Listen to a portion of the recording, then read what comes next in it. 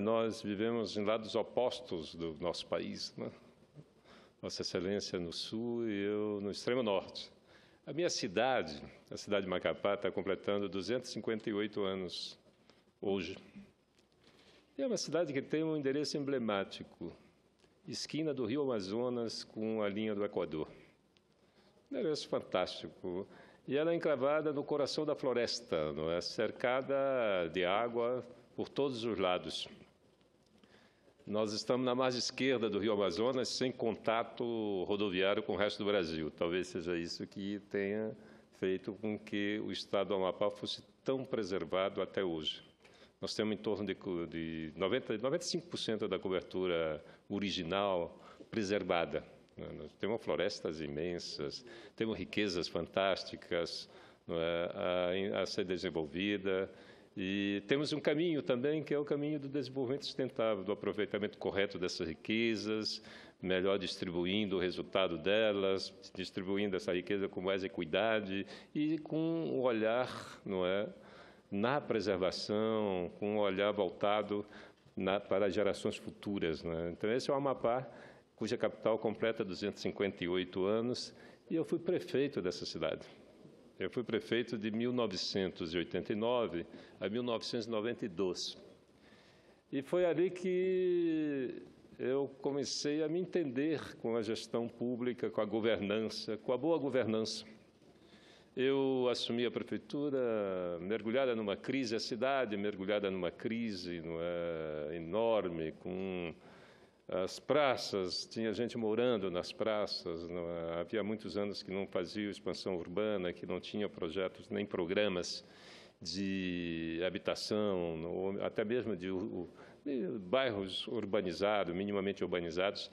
E eu tive a felicidade de ser eleito de uma maneira surpreendente, né? Imagina, eu tinha um estigma, né? Eu estava em 88, faziam 8 anos que eu tinha voltado ao Brasil, então nos anos 70, os jornais mostravam as manchetes me chamando de terrorista, comunista, comedor de criancinha, essas coisas, né, do tempo da ditadura.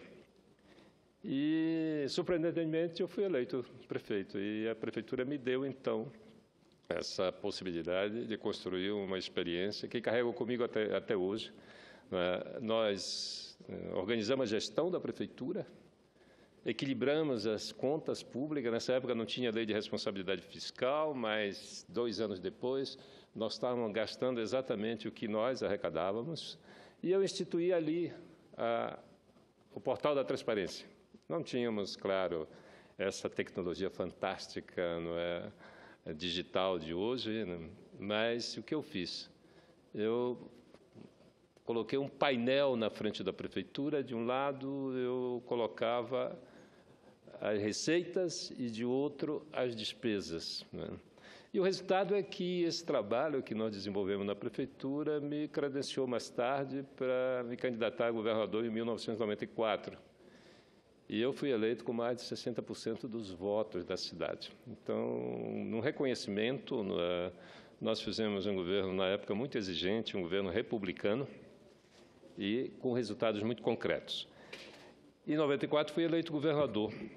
E a cidade de Macapá continuou assim, eu fui muito reconhecido, não é, aos moradores do município de Macapá pela grande votação que nos deram, e eu tratei de recuperar, não é, alguns monumentos históricos da cidade. Nós fizemos a restauração da Fortaleza de São José de Macapá, que é um monumento colonial lá do século XVIII e que estava abandonado. Então, nós tivemos o cuidado de ir a Portugal, fomos bater na porta da Fundação Carlos Gulbenkian, que trabalha com os monumentos históricos, do período colonial português, e reconstituímos a memória da Fortaleza e contratamos uma das arquitetas que eu considero uma das mais fantásticas desse Brasil, a arquiteta Rosa Clias, que tem várias obras, talvez até em Minas Gerais deve ter alguma coisa feita por ela. E ela, então, fez um paisagismo do entorno da fortaleza, fizemos o restauro e toda a obra no entorno da fortaleza. Depois construímos o trapiche. O trapiche no período colonial, mesmo agora, era por onde chegavam as embarcações, não é? As embarcações de pequena cabotagem, embarcações à vela, pequenos barcos. Claro que o trapiche que nós fizemos para a cidade foi mais no sentido de respeitar as características da cidade, mas ele já não tinha a utilidade de receber embarcações, mas para manter aquela paisagem da cidade. E é um ponto turístico dos mais interessantes. Depois nós construímos para a cidade de Macapá o Museu Sacaca. Esse museu é uma reprodução da vida amazônica. É um museu que é ligado ao Instituto de Pesquisa, é um museu que desenvolve também, ou deveria desenvolver, pesquisas, não é? E construímos o Centro de Cultura Negra, porque a Fortaleza São José de Macapá ela foi construída por escravos trazidos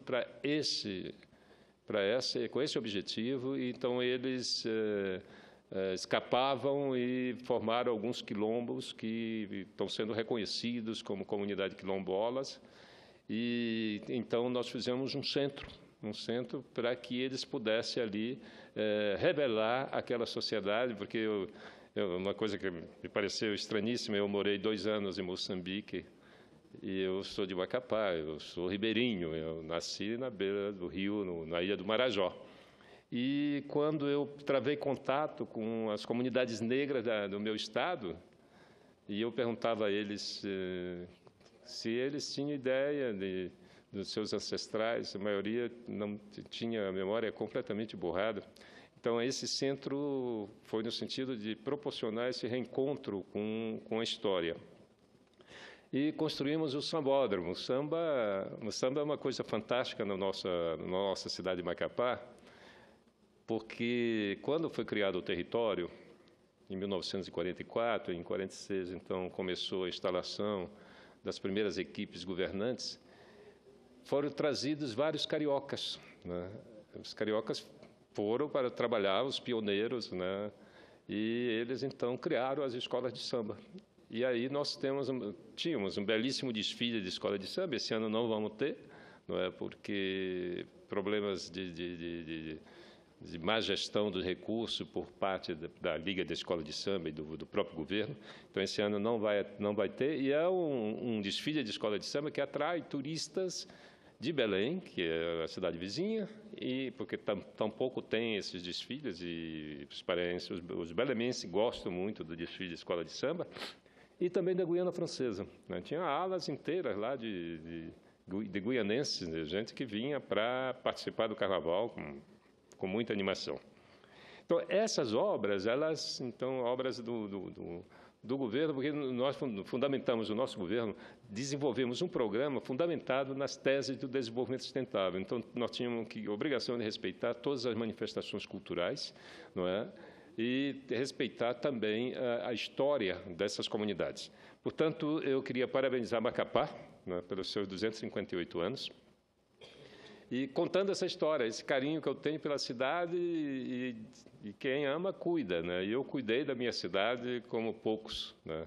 Cuidei dotando a cidade de pontos que são referências. Todas as vezes que abrir uma página do Amapá, a pessoa vai ter lá as imagens da Fortaleza de São José de Macapá, uma belíssima imagem, com o seu entorno todo urbanizado, né, e com paisagismo fantástico, inclusive com a projeção daquilo que deveria ter acontecido na construção original, que não aconteceu. Então, a arquiteta fez uma projeção de como seria. Enfim, e também o trapiche é outro ícone da cidade, o Museu Sacaca. Então, eu tive essa preocupação de dotar a minha cidade, né, desses pontos que são hoje ícones da cidade de Macapá. Até por causa dessa sua localização. Na esquina do Rio Amazonas, com o Marco Zero do Equador, é raro, né? Aliás, é a única cidade capital da Amazônia que está na margem do rio, na margem esquerda, né? Mas está na margem do rio, a poucos quilômetros do Oceano Atlântico. Mas agora eu queria também me referir uma questão que me parece muito importante. Tem uma proposta de um pacto político, né? O governo que eleito em 2014 é um governo que vai muito mal, um governo que está atrasando o pagamento de benefícios sociais, está atrasando o pagamento de trabalhadores, serventes, merendeiras, vigilantes, não é? E é um governo que aumentou, imagina, no ano de crise, aumentou a folha de pagamento de um ano para outro, né, em 180 milhões de reais. Um orçamento pequeno, exagerou. E aumentou seu próprio salário, né? Então, cometeu alguns erros que hoje está causando prejuízo e ele tenta atribuir à crise nacional. Não é verdade. Até porque tem muitos estados que fazem parte da Federação Brasileira e que estão pagando normalmente, não é, as suas obrigações. Então, há uma proposta, inclusive, do senador Randolph, de um pacto político. A minha concepção é outra, senhor presidente. Eu penso o seguinte: quando a sociedade elege alguém para governar, aqueles que perderam a eleição têm a obrigação de fazer oposição, não é? Não é aquela oposição irresponsável. Eu mesmo sou um colaborador do governo que está lá, né? Até porque eu nem sei se o governador Valdez Góes quer fazer pacto político, não me consta isso, né? Nós somos oposição, mas em nenhum momento nós deixamos de colaborar. Ainda ontem eu recebi uma informação do DENIT. O DENIT prorrogou um convênio de manutenção da BR-156, né? É um convênio fundamental, né, que estava com o seu contrato esgotado e eu fui informado pelo diretor do DENIT, um documento que recebi, já informei o governador Valdez Góes de que o convênio será prorrogado até o dia 20 de dezembro desse ano. Portanto, a manutenção da BR-156 está garantida. Só que durante o inverno é difícil, lá não dá para mexer com terraplenagem. Mas outra coisa nós temos, eu trabalho com o governador lá e tivemos junto no lançamento da pavimentação asfáltica, do Polo Hortifrutigrangeiro da Fazendinha e do CD Rural, uma obra que nós articulamos junto ao Ministério da Integração, no valor de 16,5 milhões, e essa obra já está com mais de 50% pronta. Então, eu não me nego de maneira nenhuma a colaborar, ajudar o governo, obtendo recursos, colocando emendas, né, no orçamento da União, emenda parlamentar. Também temos várias, foi feita a licitação de vários equipamentos com recursos que nós destinamos ao governo, tem máquinas, tratores de esteira, tratores de roda, veículos que nós estamos entregando no Laranjal do Jari e outras comunidades, juntamente com o governador, que é resultado da nossa contribuição.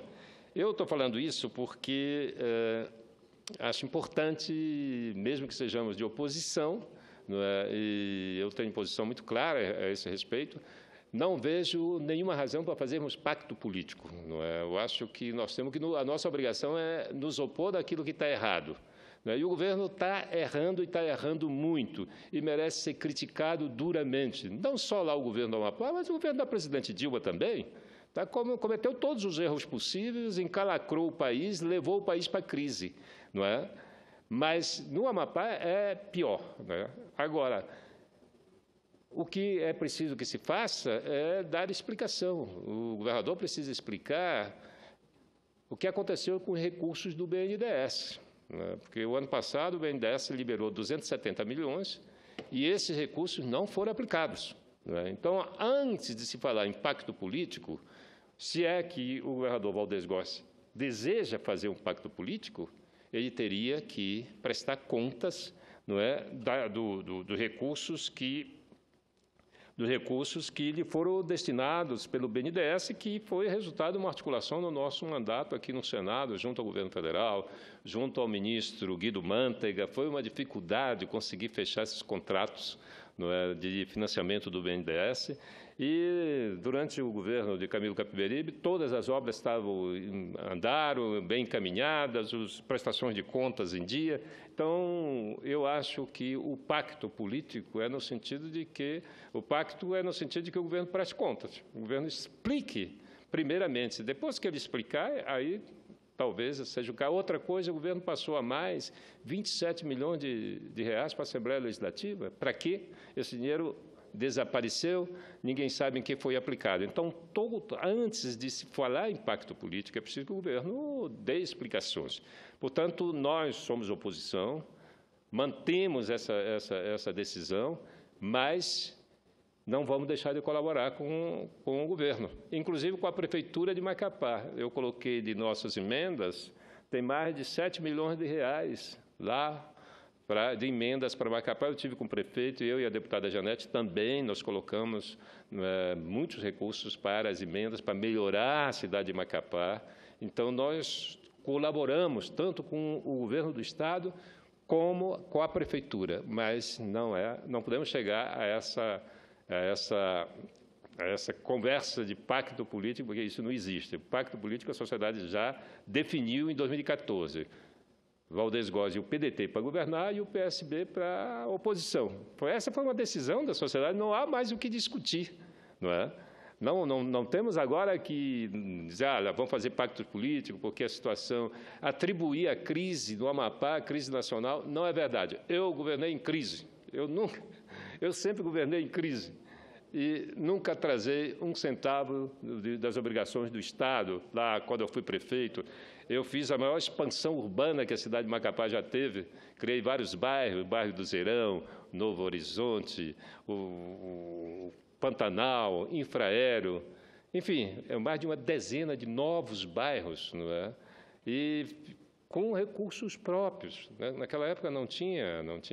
Eu governei até 2002, exclusivamente com recursos próprios. Então, a gente equilibrou as contas públicas, essa é a obrigação de todo governante.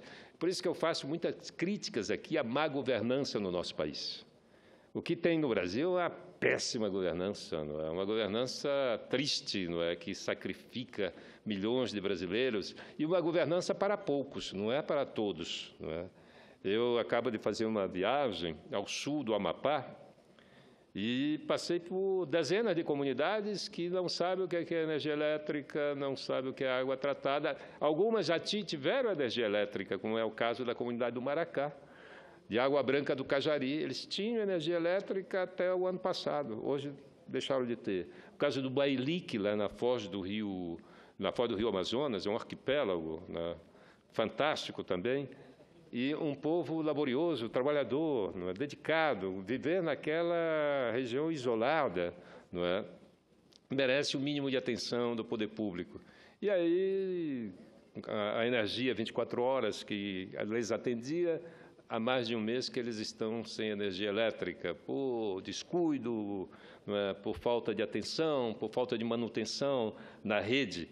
Portanto, esse aniversário da cidade de Macapá me fez lembrar, não é, que o mais importante, a decisão mais importante que a sociedade toma é a decisão política, não é? E a política pode ser, não é, o caminho para melhorar ou para piorar a vida das pessoas. No caso, o governo que está lá está piorando e muito. A situação da saúde é catastrófica. Antes de ontem, houve uma revolta de pacientes na nefrologia de Macapá, eles quebraram alguns equipamentos, e isso é extremamente preocupante, né? Então, há um descaso mesmo e uma falta de atenção à comunidade.